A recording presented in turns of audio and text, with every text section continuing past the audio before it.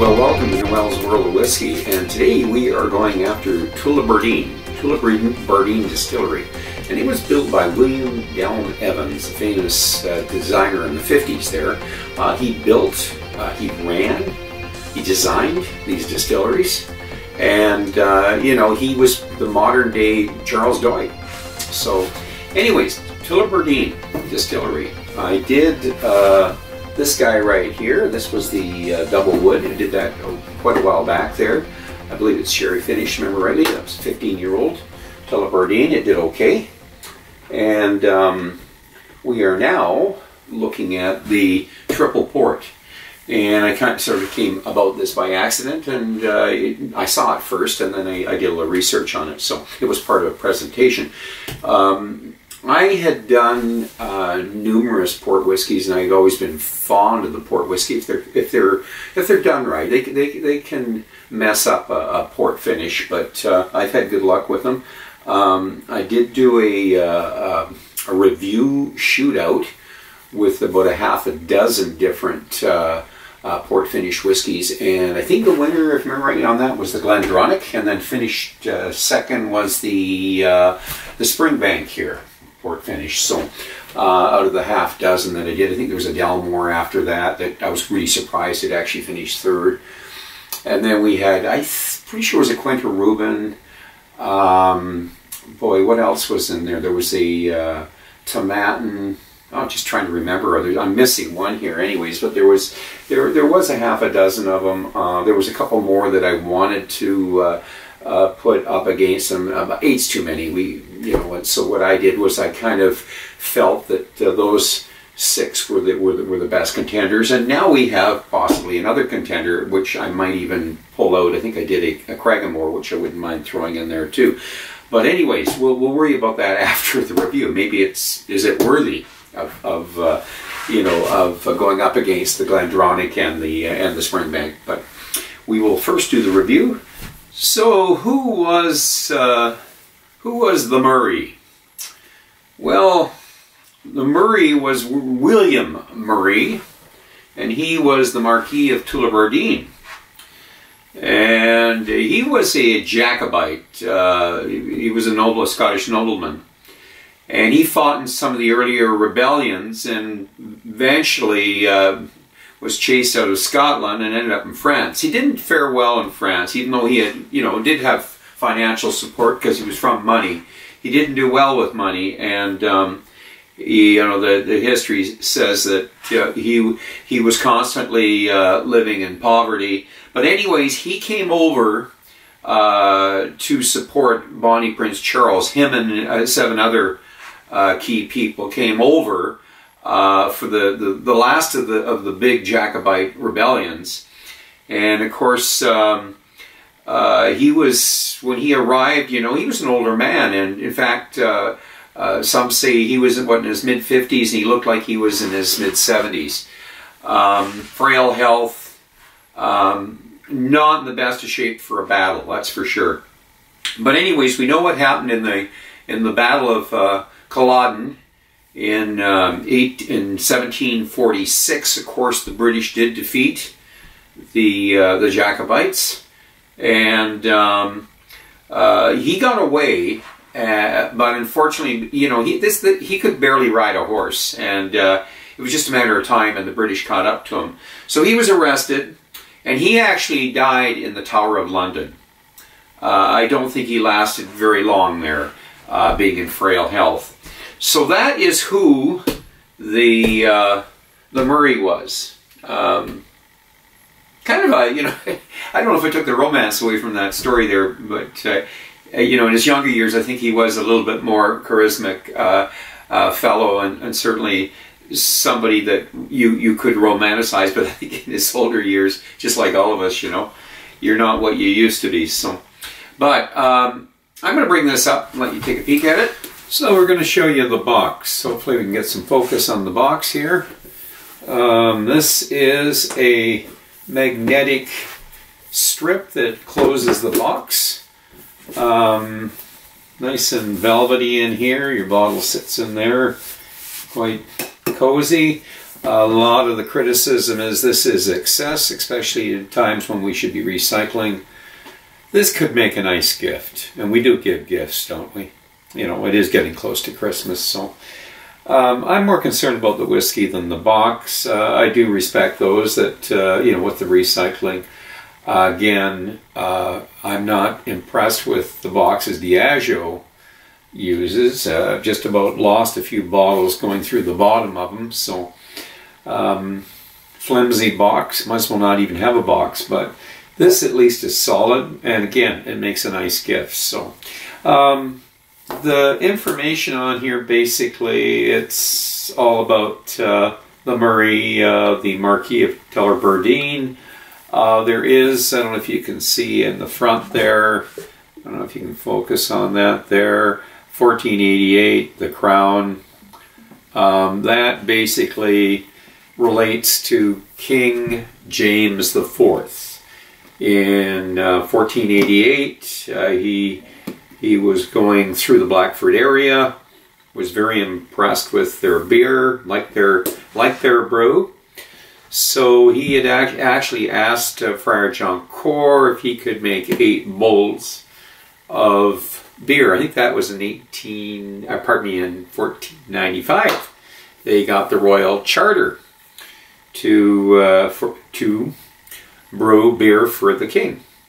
Anyways, lots of little stories. Some people find that a little deceptive. They think that they shouldn't be putting the 1488 on the box. It's a story. We all know this doesn't go back to 1488, but anyway, some people don't like they don't like that type of marketing. Probably the people of Blackford are proud of the fact that they have a distillery up there and running. In 1949, William Dallin Evans, he built that distillery. Now, there was a distillery there, built there back in the late, I would say the 1790s, the late 1790s, and that was William and Henry Bannerman.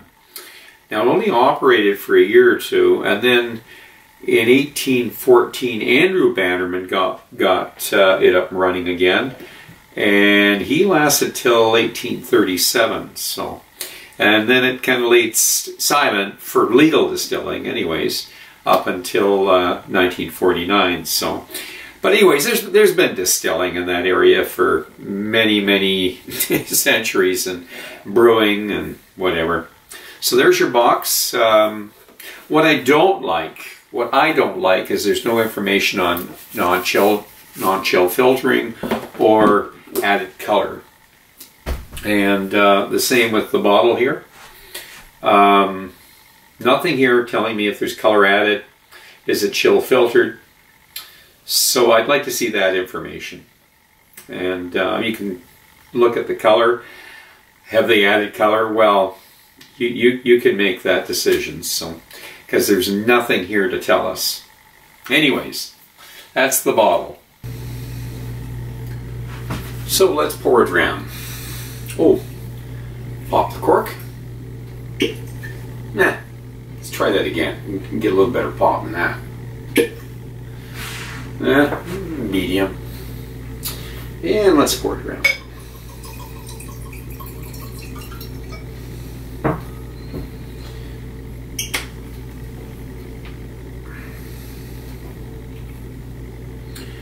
And we'll bring it up. Let you take a look at it.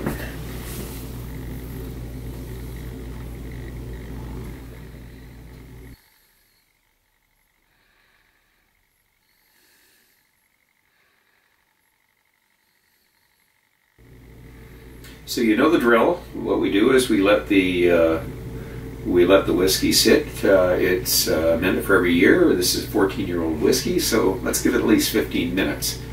And that's about the length. Well, it's actually quite a bit shorter than that. The history of the distillery. So enjoy the video, and we'll see you in 15.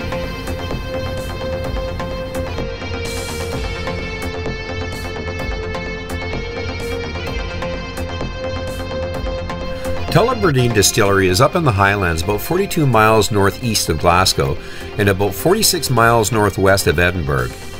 As close as it is to the two largest cities in Scotland, this is not a well-known distillery. So how did I discover this whiskey? Many of us are interested in the whole Scotch community, not just the mainstays like Johnnie Walker, Glenfiddich, Glenlivet, Macallan, Lagavulin.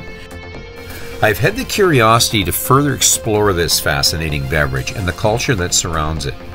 That road leads me to the very first distillery to be built in Scotland in 50 years.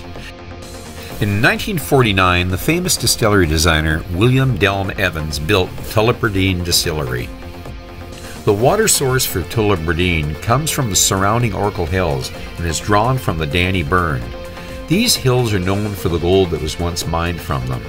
The clear water that runs through these hills will have taken 15 years to reach the Danny Burn. Tullibardine has a 6-ton semi-loader mash tun that feeds the 10 stainless steel washbacks. The fermentation time is about 52 hours. The 8% ABV beer, known as the Wash, is sent to two 21,500 liter wash stills, where it will be distilled to a 25% low wine, ready for the two spirit stills. The heart or middle cut from the second distillation in the 16,000 liter spirit stills will average 70% ABV, where it is now ready to be filled in ex-bourbon oak barrels. In 1953, Tullibardine was purchased by blender Brodie Hepburn, who ran it for 18 years. Then in 1971, they sold out to Invergordon. White & Mackay took control of Invergordon in 1993 and then mothballed the distillery a year later. It wasn't until 2003 that a consortium of investors formed Tullibardine Distillery Limited and purchased the distillery for £1.1 million. Like Bruichladdich, the new owners found they had inherited a lot of old, tired casks and had to do an extensive recasking of the stock. As of 2011, the French family-owned wine and spirit company, Picard Van Spirito, now owns Tullibardine. Picard will now be able to supply the much-needed quality casks that this distillery is going to need in the future. In 2017, Keith Geddes became Master Blender with 25 years in the industry. He has a Bachelor's of Science with honors in Chemistry and Biology from Robert Gordon University and a postgraduate diploma in Brewing and Distilling from Heriot-Watt University. Tullibardine is known for the sherry, port, and wine finish whiskies. Most of their bottlings are non-chill filtered and natural color, with higher percentage ABVs.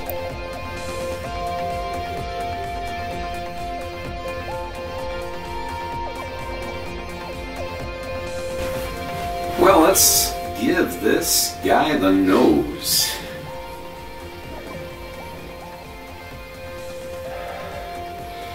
Very floral right off the bat. We have gardenias here, magnolias, and I'm going to say it's a garden. Honeysuckle. We do have some raisin stuff going on. A little bit of muskiness. It's almost intoxicating, the flowers. Yeah, now the grapes are coming through. That would be the port, and I'm getting a little bit of citrus there mixed in with the grapes and the dark fruit. So we're getting quite a mix here. So we have the dark fruits, a wee bit of our cereal grains coming through here, and that muskiness is still there, but very, very, very intoxicating. The floral parts of it there. Like I say, it's Bouchard Gardens is what it is. A bit of vanilla notes there. Anyways, that is interesting. The palate.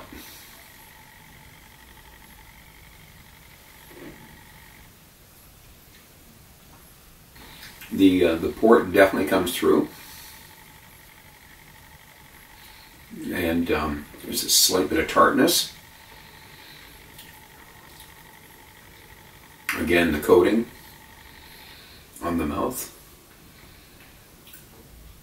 I'm going to say very, very slight bit of bitterness there. So we're getting a little bit of the granola notes there. A little that would be the malt, and very slight bit of wood.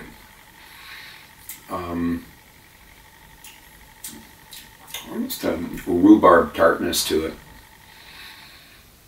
but the bitter elements have pretty much left, and I'm going to say we're getting the wood. So 14 years in a cask, bit of wood maybe. No signs of peat, nothing charred or anything that I'm recognizing. Mostly the port influence, I think, right now is what I'm getting. Definitely the port is the stronger element in this drink. So we're not just getting the dark fruit now. We're actually getting a drying of the mouth, which is I've noticed with some of the ports and that. There's a wee bit of spice going on too. So let's give it the finish. Solange.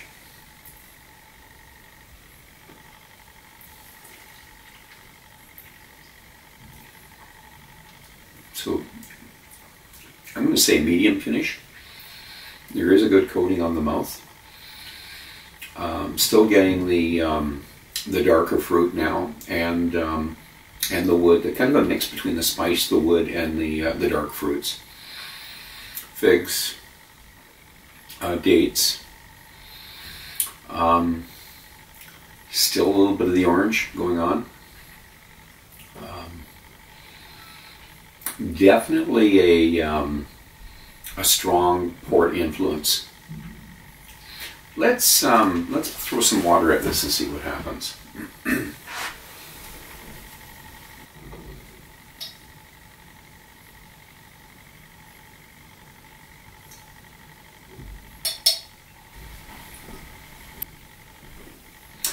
Okay, the nose with water.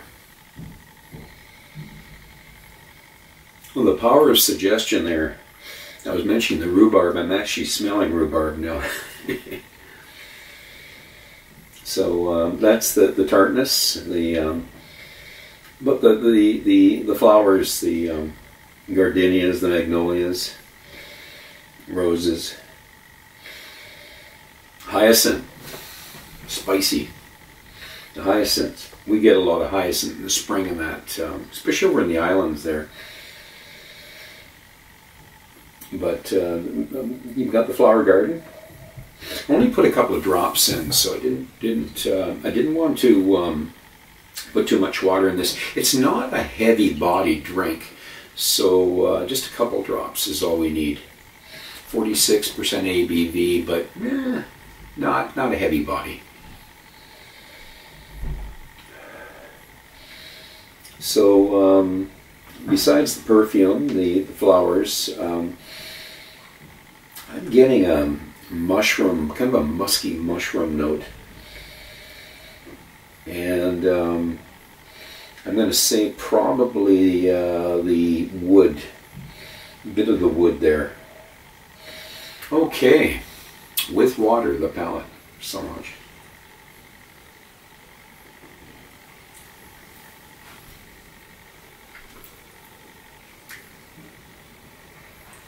So, even with water, mind you, a couple drops, it still brings up that port.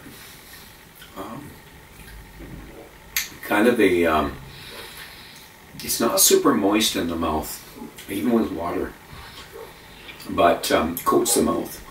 A bit of, again, a bit of a mix between the the dark and the light fruits, but we're getting definitely some grape stuff going on.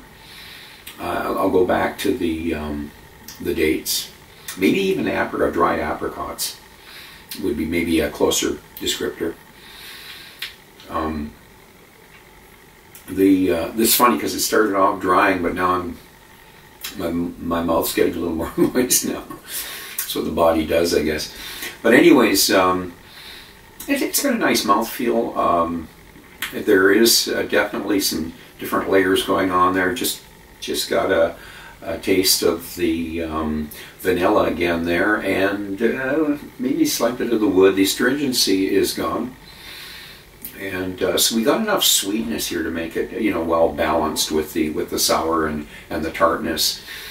Yeah, it's a balanced drink. It's a very easy sipping drink, typical of the Tullibardine.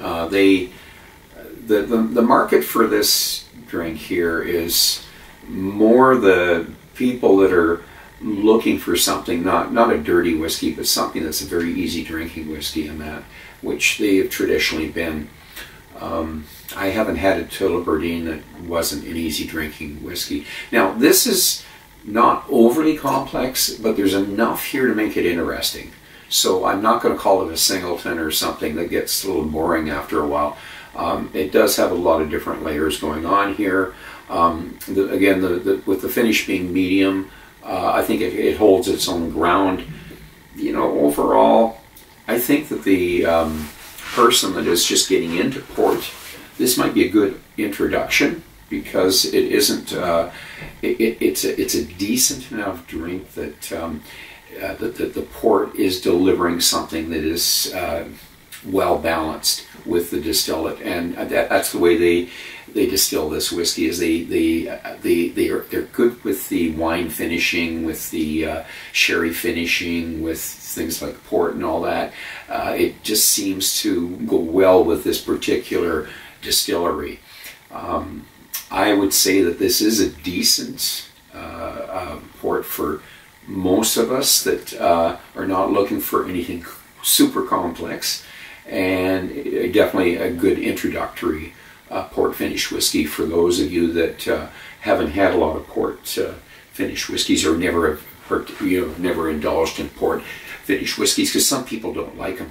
That's all there is to it. I mean, it's the way it is. I do like them. I like port, and I like the port finish whiskeys. So what am I going to give this guy? I'm going to say that he's going to be somewhere around 83, 84-ish is what I would rate it as. It's definitely a decent whiskey, and it's really hard for me to say, is it an 84? It's not overly complex. It's not thin, but it's not a heavy body. So I'm gonna try to leave that one with you. It's kind of in the middle. It's certainly presentable, and yeah, I think 83, 84, somewhere in that area is a fair mark for it.